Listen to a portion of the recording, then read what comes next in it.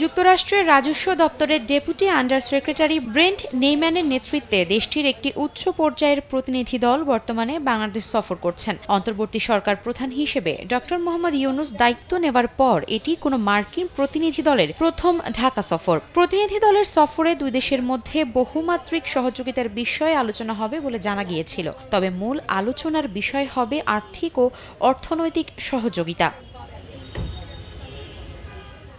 এরই ধারাবাহিকতায় ঢাকা সফররত মার্কিন প্রতিনিধি দল অন্তর্বর্তী সরকারের সংস্কার পরিকল্পনা সম্পর্কে জানতে চেয়েছে বলে জানিয়েছেন পররাষ্ট্র সচিব এম জসিমউদ্দিন। রোববার দুপুরে রাষ্ট্রীয় অতিথি ভবন পদ্মায় মার্কিন প্রতিনিধি দলের সঙ্গে বৈঠক শেষে তিনি এসব কথা জানান।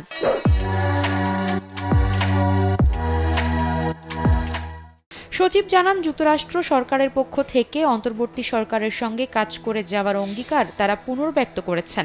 সরকারের সংস্কার পরিকল্পনা সম্পর্কে তারা জানার আগ্রহ ব্যক্ত করেছেন। তিনি বলেন, সরকারের বিশেষ অগ্রাধিকার বিবেচনায় আর্থিক খাত ও রাজস্ব খাতে সংস্কারের বিষয়ে যুক্তরাষ্ট্রের সম্ভাব্য সহযোগিতার ক্ষেত্র, দ্বিপাক্ষিক বাণিজ্য ও বিনিয়োগ বৃদ্ধির বিষয়টি নিয়ে আলোচনা হয়েছে। যুক্তরাষ্ট্র পরবর্তী পরিস্থিতি সম্পর্কে একটি সম্যক ধারণা পেয়েছে এবং সরকার কি করতে চায় সে সম্পর্কেও জানতে পেরেছে।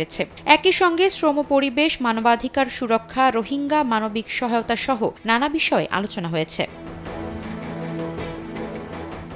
নিউ ইয়র্কে জাতিসংঘ অধিবেশনের ফাঁকে মার্কিন প্রেসিডেন্টের সঙ্গে অন্তর্বর্তী সরকার প্রধান ডক্টর ইউনূসের সঙ্গে বৈঠক প্রসঙ্গে পররাষ্ট্র সচিব জানান, সাধারণত জাতিসংঘ অধিবেশনে মার্কিন প্রেসিডেন্ট কোনো দ্বিপাক্ষিক বৈঠক করেন না। তবে যদি দুই পক্ষের সময়সূচি মিলে যায় তাহলে অন্য কোনো উপায়ে তাদের দেখা হওয়ার সম্ভাবনা রয়েছে।